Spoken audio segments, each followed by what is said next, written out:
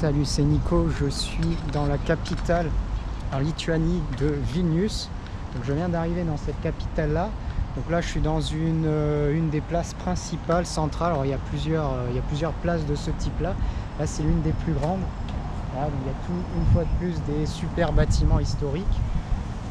Un petit peu plus loin derrière il y a un petit château sur une colline. Donc j'irai faire un petit tour pour monter parce qu'on doit avoir à mon avis une super vue de la ville. Alors là j'ai pas encore eu le temps de voir énormément de choses.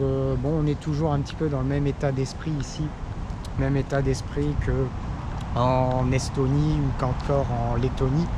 Voilà, c'est-à-dire toujours un centre-ville historique très bien entretenu avec des beaux bâtiments.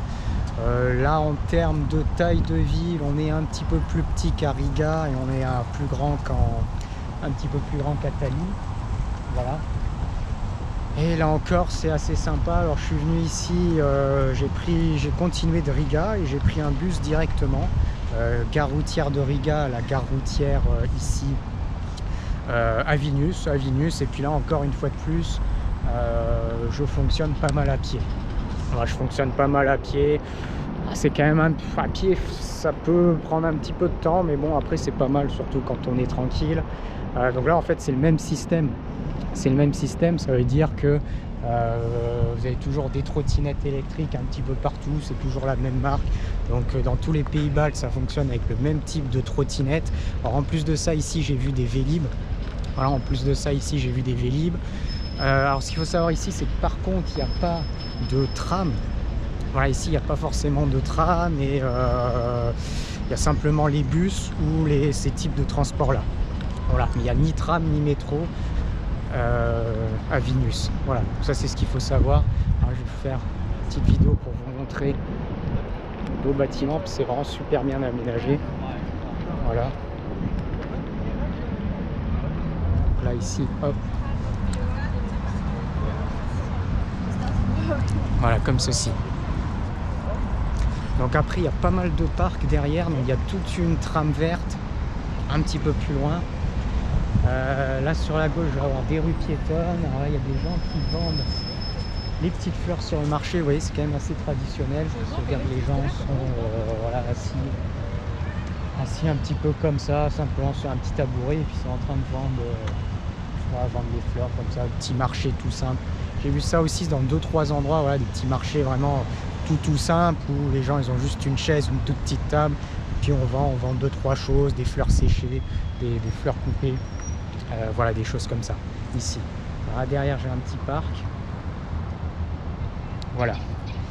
Alors là on est mois d'août, là on est sur des belles journées, il fait un petit peu chaud même, il fait un bon, je crois, 27-28 degrés. Donc disons, comparé l'Estonie c'est beaucoup un petit peu plus au bord de l'eau.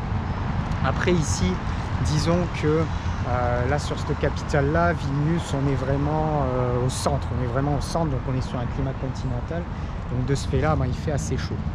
Voilà, il fait assez chaud. Voilà, donc petit aperçu. Salut, c'est Nico du château à Vilnius. Et voilà, donc pour avoir la plus belle vue de Vilnius, il faut venir ici. Il y a une colline qui surplombe la ville.